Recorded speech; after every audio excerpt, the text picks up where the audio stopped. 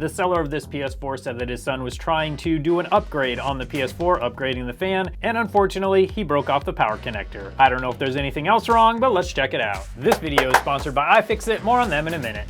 Okay, you can definitely see it damaged, but I want to get the whole thing out here so we can really take a look at it close up and see what it looks like.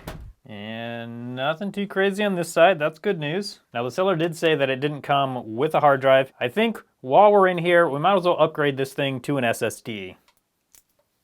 We should be able to remove the board. Have a look at this side. Everything here really doesn't look too bad. I don't see any components that are torn off the board from shipping or anything like that. Right over here is the major problem though. Let's take a close-up look at that. And here we go with a close-up look of the board where the connector was ripped off. The good thing here is that we do have these two pads that have not been ripped off. This pad and this pad right here have been totally torn off, so we'll need to run a wire from the pad on the connector to this circuit trace and this pad on the connector to this circuit trace. And then we'll also need to fix up these mounting points so we have somewhere to mount the connector to. There is the connector, and even on this connector, these two pads right here actually are even still attached. So this is going to need to go on here like that, essentially. So I've already started preparing the new pads, but I'm going to use a little grinding pen just to prepare them even more. I'm going to be grinding off some of the green solder mask.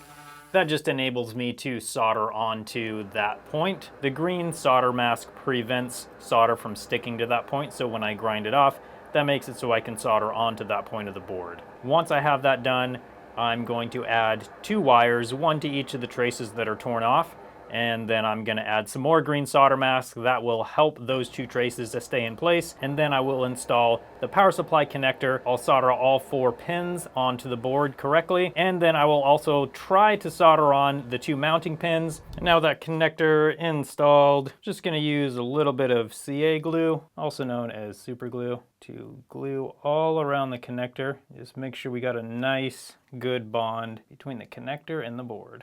There we go. So I let this sit overnight and the super glue is super hard. This connector is on here very solidly, so we don't have to worry about that. And these solder points are all soldered on solidly as well. So this power connector is ready to go.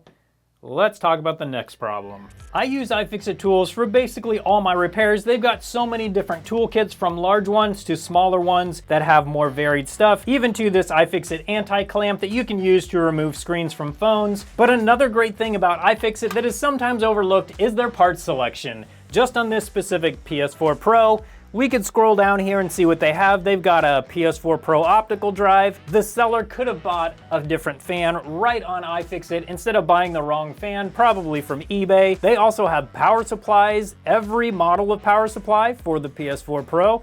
They also have motherboards for the PS4 Pro, along with screw sets and other miscellaneous parts. Now, this is just the parts selection from one specific PS4 Pro model. They've got parts for all sorts of devices, so no matter what you're working on, I recommend checking out iFixit first for parts, because all of their parts are guaranteed to work. Unlike some places where you never quite know what you're gonna get when it comes to used parts, with iFixit you get exactly what you expect, and it's been tested and it comes with a guarantee. They also have a DIY forum where you can ask any questions you might have about the repair, and then also a teardown section where you can look and see how to repair your specific device. So check out ifixit.com/TronicsFix no matter what you're looking to repair or what you're trying to buy parts for. This is the SSD that I want to put into this PS4 Pro. And the problem we have here is that this layer of pins right here, the plastic that kind of like backs it underneath has totally been ripped off or broken off. It should look kind of like this. Clearly it does not. So let's take this apart and see what it's going to take to fix that. We've got one visible screw, 2 hidden screws, and then this top cover comes off. And you can see how much space there is in this thing compared to how much is actually used. Let's take a look at this now. So in order to remove this whole thing, we've got one mounting pin here, one mounting pin here, and then each of these little pins are soldered onto the board. I think that's actually fairly doable though, because I can heat this up with my soldering iron and then just lift the pin up off the board. I think that'll work. Let's give that a try. So again, I paid $50 for this broken PS4 Pro with a controller. The current used eBay prices as of February 14, 2023 is about $259, but that's with a regular hard disk drive. With the SSD upgrade, I would expect that I could get a little bit more for that, so I might be able to get like $300 for it, so I could probably make $150 to $200 on this PS4. And I definitely messed up a little bit on this one.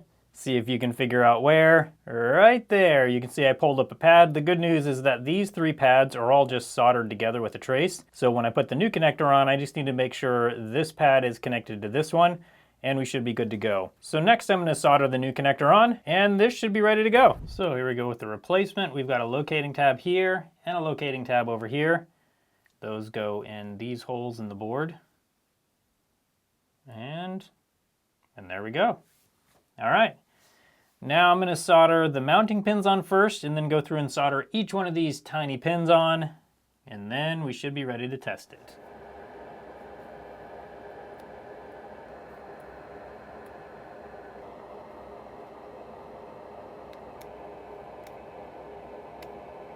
Okay, and each of these pins is soldered on nice and solidly. We've got the mounting pin soldered on. Now we can get this back together, and now that this is done, we can do the most important part and install the perfect amount of thermal paste. There we go.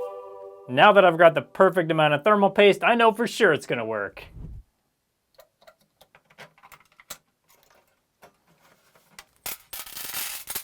And with all those screws in, we can get the power supply back in.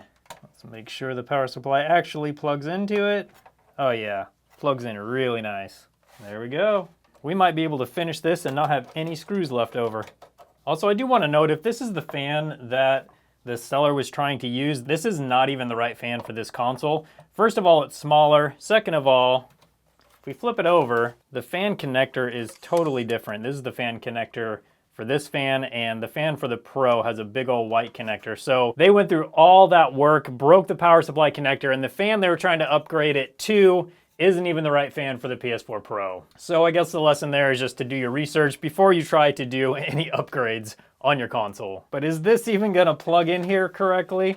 Oh, we don't have the little carrier that goes in here. I need to grab one of those. So I guess the lesson there is just to do your research. Now we've got our SSD mounted in. Let's see if it's gonna plug in how it should. Come on, got it. This PS4 is done. Let's see if it starts up and if the SSD works. Okay, we got the HDMI plugged in, the power cable plugged in. Let's see if we have an eject button noise. Yes, that's good. That means theoretically there's power into the console. Let's try the power button. Good. I do hear the fan. Let's see if we get a picture on the screen. Black, come on. There we go, we got the PS logo. That means this PS4 is working. I do need to get the PS4 software installed, then we can make sure it's fully working, but so far, this is looking good. And this PS4 is updating the system software just fine, so it's all fixed and ready to go. If you like this type of video, you'll probably like the video where I bought a rare broken PS4 Pro that I've been looking to buy for literally years. I'll put a link for that up on your screen now if you wanna come hang out with me over there and see if I can fix it. Thanks again to iFixit for sponsoring this video. Thank you for watching it, and I hope you have a good one.